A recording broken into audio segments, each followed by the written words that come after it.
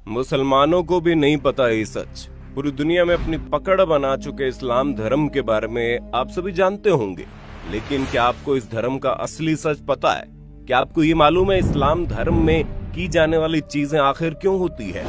क्यों इस्लाम धर्म में लोगों को जलाया नहीं जाता बल्कि दफनाया जाता है? क्यों इस्लाम धर्म के लोग अधिकतर मांस खाते हैं?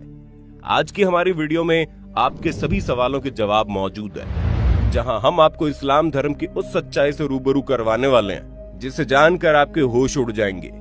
यहाँ तक कि बहुत से मुसलमान भी इसके पीछे का सच नहीं जानते होंगे। दोस्तों, हम अपनी वीडियो में जो भी बताएंगे वो सारी बातें तर्कपूर्ण होंगी, इसलिए कुछ भी कहने या सोचने से पहले वीडियो को पूरा देखना जरूर। दोस्तों, इस्लाम धर्म का सच जानने के लिए सबसे पहले आपको रामायण के बारे में पता होना चाहिए कि रामायण में सभी राक्षसों का वध किया गया था, लेकिन सिर्फ शूर्पणखा का वध नहीं किया गया था। उसके नाक और कान काटकर उसे छोड़ दिया गया था, जिसके बाद शूर्पणखा अपना चेहरा कपड़े से छुपाकर रहती है। रावण की मृत्यु के बाद शूर्पणखा अपने पति के साथ शुक्राचार्य के पास गई और जंगल में उन्हीं के आश्रम में रहने लगी। राक्षसों का वंश खत्म ना हो, इसलिए शुक्राचार्य ने शिव जी की आराधना की और शिव जी प्रकट हुए। शिव जी ने अपना स्वरूप शिवलिंग शुक्राचार्य को देकर कहा कि जिस दिन कोई हिंदू इस शिवलिंग पर गंगा जल चढ़ा देगा, उस दिन राक्षसों का नाश हो जाएगा। तब तक के लिए जो राक्षसों का वंश है वो इसी तरह चलता रहेगा। अब शुक्राचार्य चाहते थे कि कोई भी उस शिवलिंग तक ना पहुँचे और राक्षसों का वंश कभी खत्म न हो, इसलिए शुक्राचार्य ने डर की वजह से शिवलिंग को हिंदुओं से दूर रेगिस्तान में स्थापित कर दिया, जो आज अरब के मक्का मदीना में स्थित है। और इसलिए लोगों द्वारा कहा जाता है कि मक्का मदीना में एक शिवलिंग है जिस पर गंगा जल चढ़ाने पर पृथ्वी की पूरी कायापलट हो जाएगी। हालांकि सालों से कई सारे एक्सपर्ट इस बात से इनकार भी करते हैं, लेकिन अगर पौराणिक कथाओं की माने तो ये वही शिवलिंग है जिसे शुक्राचार्य ने हिंदुओं से बचाए रखने के लिए रेगिस्तान में छुपाया था। और इसी वजह से कोई भी हिंदू मक्का मदीना के अंदर प्रवेश नहीं कर सकता, क्योंकि अगर किसी हिंदू ने अंदर मौजूद शिवलिंग पर गंगा जल डाल दिया तो शूर्पणखा के वंशजों का विनाश हो जाएगा। शूर्पणखा जो आज उस समय अपना चेहरा ढककर रखती थी, वो परंपरा उसके वंशजों ने पूरी तरह निभाई।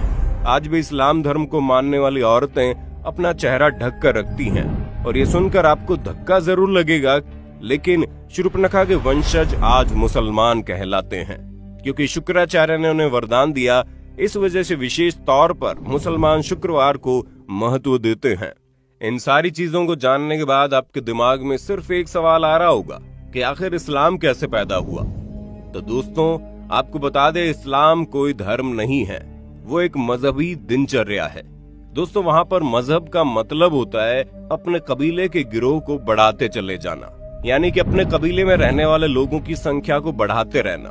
दोस्तों, ये तो हम सभी जानते हैं कि इस्लाम धर्म की स्थापना करने वाले मोहम्मद अरब के वासी थे, और अरब के देशों में सिर्फ और सिर्फ रेगिस्तान पाए जाते हैं। वहाँ जंगल तो छोड़िए, हरियाली भी नहीं होती, लेकिन वहाँ पर मुश्किल से इक्का दुक्का ही पेड़ पौधे नजर आते हैं।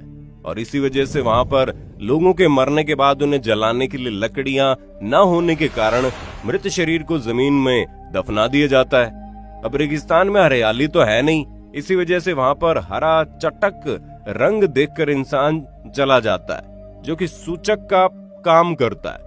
इसी वजह से इस्लाम धर्म में हरे रंग को इतनी ज्यादा महत्वता दी जाती है। अरब देशों में पड़ने वाली गर्मी किसी की भी हालत खराब कर सकती है। वहाँ के लोग तेज धूप में रेगिस्तान में सफर करते थे, और इसी वजह से वहाँ पर लोग अपने सिर को ढकने के लिए टोपी पहनने लगे, ताकि धूप की गर्मी से वो लोग बीमार ना पड़े। और ये प्रथा आज भी चली आ रही है, जहाँ पर अरब के देशों में देखेंगे कैसे लोग अपने सिर पर कपड़ा बांध कर रखते हैं, ताकि धूप की गर्मी उन्हें नुकसान ना पहुँचा पाए। अरब के देशों में पानी की बहुत ही ज्यादा कमी देखने को मिलती थी। ऐसे में लिंग यानी मूत्र मार्ग को साफ करने में पानी खराब न हो, इसलिए वहाँ के लोग यानी कि इस मजहब के लोग अपना खतना करने लगे। दोस्तों, खतना जो प्राइवेट पार्ट होता है उसका आगे वाला हिस्सा काट दिया जाता है, और ये चीज अभी तक चलती आ रही है। सब लोग एक ही कबीले में खाना बदोश होते थे, इसलिए आपस में भाई बहन की निकाह कर देते थे। उन्हें शादी करने के लिए कहीं दूर रिश्ता ढूंढने की जरूरत नहीं होती थी, पर हाँ, वो लोग शादी करने से पहले इस बात का जरूर ध्यान देते थे कि जिसके साथ वो शादी कर रहे हैं वो उसका सगा भाई या बहन ना हो, अगर कोई चाचा या मामा वगैरह का लड़का या लड़की है तो उसके साथ ये लोग आराम से शादी कर देते थे। बस शर्त ये होती थी कि जिस शख्स से इस्लाम धर्म में शादी होती थी उसका जन्म आपकी माँ की कोख से न हुआ हो। अब अगर बात की जाए खान पान की, तो आप जानते ही हैं कि अरब के देशों में रेगिस्तान के अलावा आपको और कुछ देखने को नहीं मिलेगा। वहाँ खेती बाड़ी करना या फिर फलों को उगाकर खाना असंभव था। इसी वजह से वहाँ के लोग जानवरों को मार कर अपना भोजन बनाते थे और वही परंपरा आज तक चली आ रही है। भले ही आज हर जगह गेहूं, चावल, फल फ्रूट पहुंच सकते हैं, लेकिन फिर भी इस्लाम धर्म के ज्यादातर लोग पुराने समय की तरह ही जानवरों को मारकर खाना पसंद करते हैं। हालांकि पहले के समय में लोगों को ये पता था कि किसी भी जीव को मारना अच्छी बात नहीं होती, इसलिए वो अपनी भूख मिटाने के लिए जिस किसी भी जानवर को मारते थे उसे कुर्बानी का नाम दे देते थे। और जब जानवर की कुर्बानी की जाती थी तो उस वक्त अल्लाह को याद कर लिया जाता था ताकि जानवर की मौत का जो पाप है वो उनके सिर पर ना चढ़े।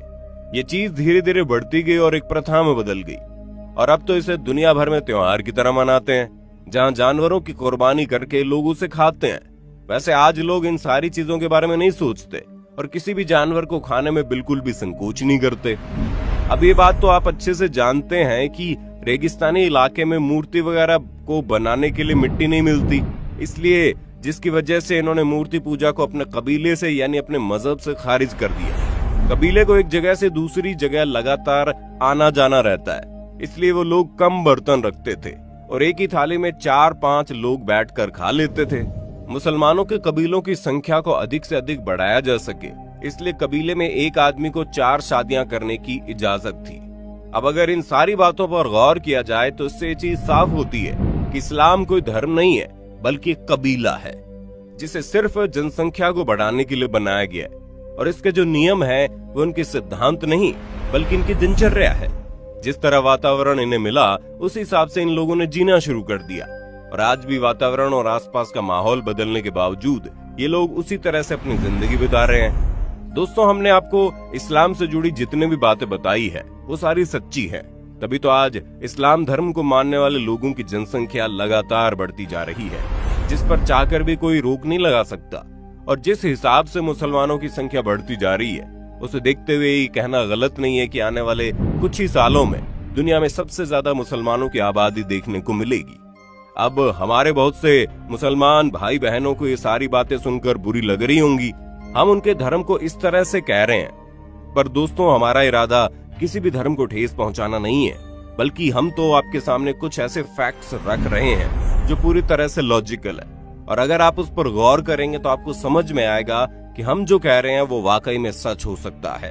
और इन सब की सबसे ज्यादा हैरान करने वाली बात यह है कि इस्लाम धर्म को मानने वाले लोग खुद भी ये नहीं जानते हैं कि वो इस तरह की सोच क्यों रखते हैं और क्यों इस्लाम धर्म को मानने वाले अधिकतर लोग दूसरे धर्म को कम समझते हैं। हम ऐसा नहीं कह रहे कि मुसलमान लोग ही अपने धर्म को ऊंचा रखते हैं और बाकी लोग अपने धर्म पर ध्यान नहीं देते, बल्कि हिंदू से लेकर सिख और ईसाई तक हर धर्म के लोग अपने धर्म को महत्व देते हैं।